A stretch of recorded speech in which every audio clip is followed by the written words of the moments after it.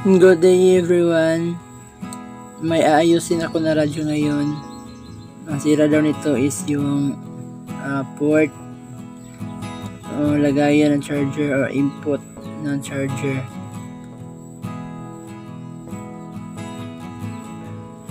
Tinanggal ko yung niyan sa battery. So balak ko rin palitan ng speaker. So yun, natanggal ko na yan kanina. Tanggal ko na pala yan kanina. Yan. Malaking speaker. Kasi yung original maliit. So di gaano malakas yung tunog.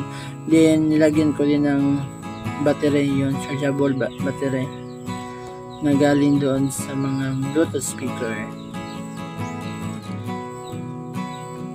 Yan, itap ko yan doon sa battery.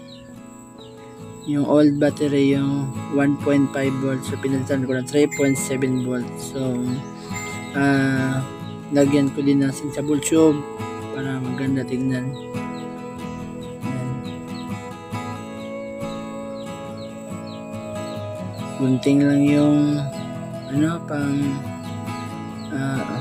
ano ba yan, pang tawag din, pang cut ng wire.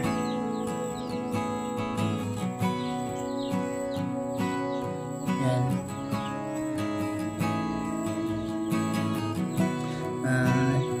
Gamitan natin ng soldering iron.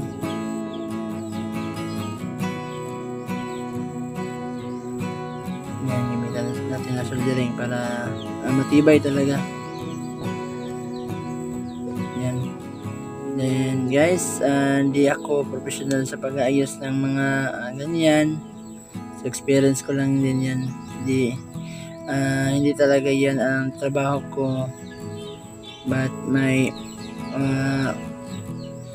kaalaman din sa pag-aayos ng mga radyo o iba't ibang component kung may magpapaayos sa akin. So inaayos ko na lang din.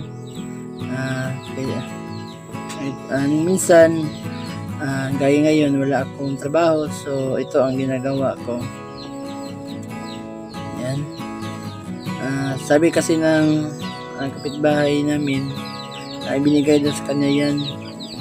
Naalala niya ako na nag-aayos ng mga sira ng mga radyo o component, yung dalawang box, yung speaker ng dalawang box. Ano ba tawag doon? Hindi ko alam. Dito sa amin sa Mindanao, sound box ang tawag doon. Iwan ko ba sa inyo ang tawag doon. So ito guys, yan, para maganda tingnan. Yung electrical tape kasi hindi maganda tingnan yun, na-open yung katagalan.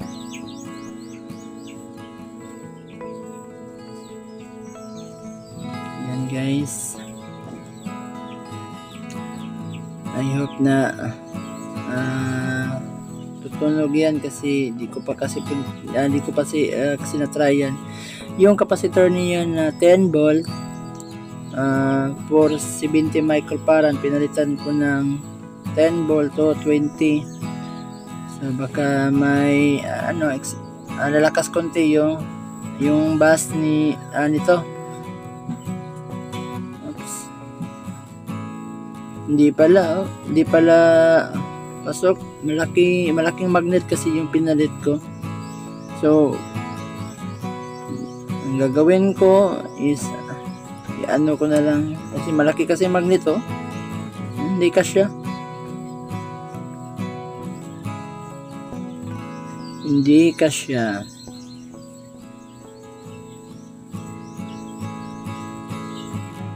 Wala rin yung pisa. May isang radyo din akong diyan ako nagkukuha ng mga pisa tulad ng mga IC. Diyan ako hindi na ako bumibili kasi kadalasan walang naibibinta ng ganyang pisa. So ito na guys, yung nagawin ko dyan yan. Parang nag-grind lang guys.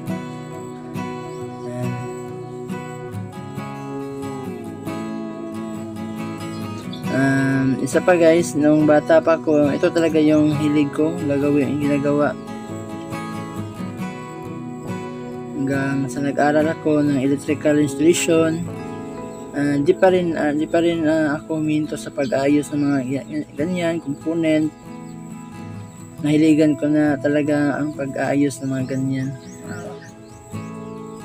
Ayan. Ano kaya resulta nito guys?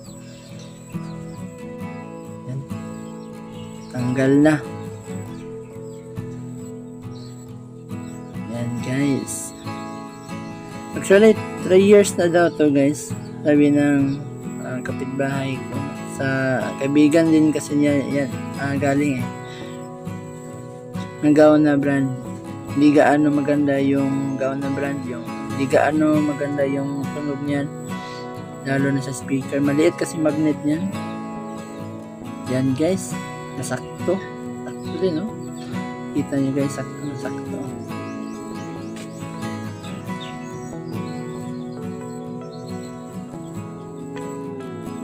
So ito guys, baka magtaka kayo, ang mga post ko dati is Christian songs o preachings.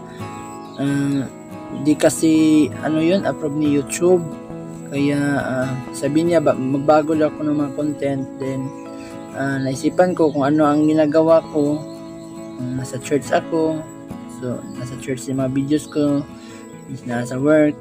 So yung na lang, yung yung ginagawa ko, ito ayan din na lang i-upload ko, kasi yun din kasi ang YouTube, kasi halos lahat ng mga in-upload ko, sabi ni YouTube is reuse content, tulad ng music.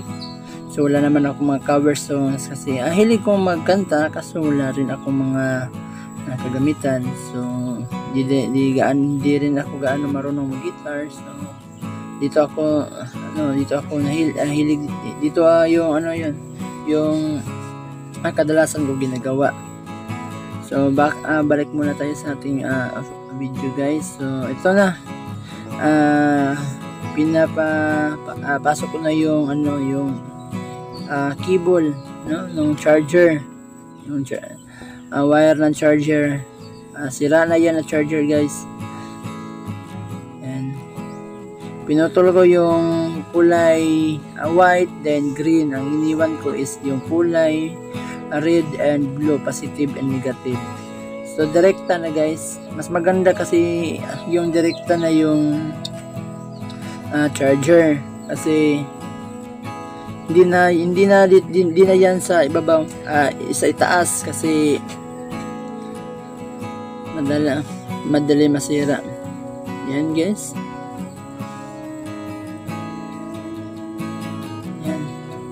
Ang volume niyan, at saka itong kanyang ano ba tawag diyan, sa magpalit ka ng EM at saka EM and FM, hindi ko alam anong tawag diyan. Ang nilagay ko diyan guys, kasi kinalawang na yan, ang nilagay ko lang is yung langis, yung tuti lang ginagamit ko diyan guys. Good performance naman guys, nawala yung kakalkal. Then sa volume, same din ang ginawa ko guys. Yan, nag-power na siya guys. Yan, nag-power na. So yan guys, nag-power na. Testing natin later guys, kasi na-try ko na yan guys. Tinanggal ko lang yung audio, kasi yung mga music is English, no? So then kapitbahay namin nagpatugtog din, so hindi maganda, kasi baka ma-reuse content, ma-copyright ako doon guys. Yan,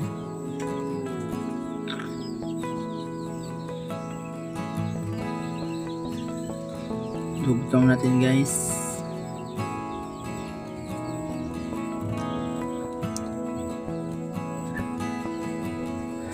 Yan guys, I hope nga tapusin nyo to guys, para makakuha ako ng another watch hour Kasi bumaba yung watch hour ko eh. Dinilit ko yung mga videos ko dati kasi bawal kasi yun eh.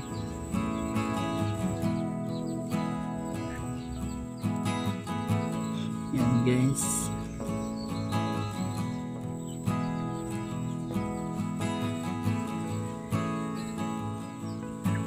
Namitan ko ng soldering iron.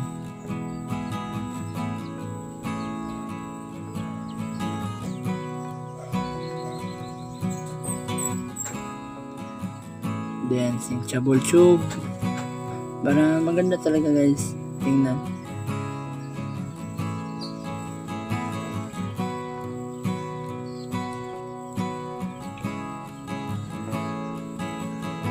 Try akong ganyan.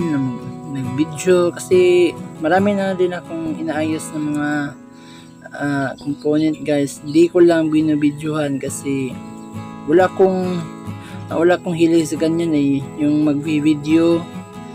Naisisip ko nakakapagod naman yun.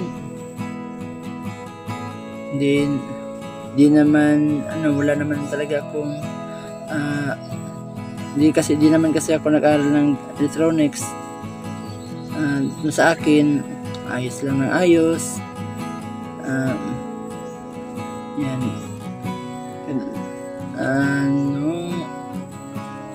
nag-ayos na ako ng mga katulad ng amplifier doon. Akala ko di ko kaya na, kasi more on experience lang kasi ako guys eh. Yung ginagawa ko experience lang to din. Kapag wala akong experience sa ginagawa ko is ano nangyari, buong araw ko yan ginagawa hanggang yung makuha ko talaga o maayos ko talaga. Yan ang ginagawa ko guys. So guys, nilagyan ko ng electrical tape para hindi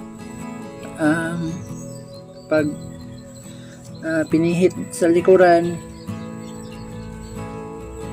ano ba tawag doon sa Tagalog, yung bira kasi yan sa Bisaya eh, hindi ko hinila doon. Pag hilain siya sa palabas, hindi maputol yung wire sa loob ng radyo. Yan guys.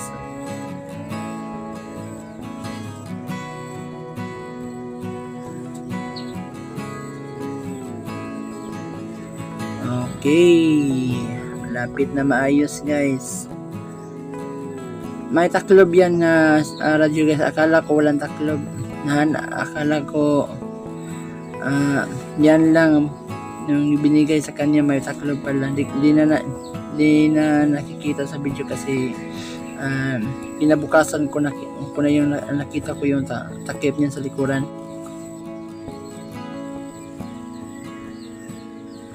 Yan, kinonvert ko guys.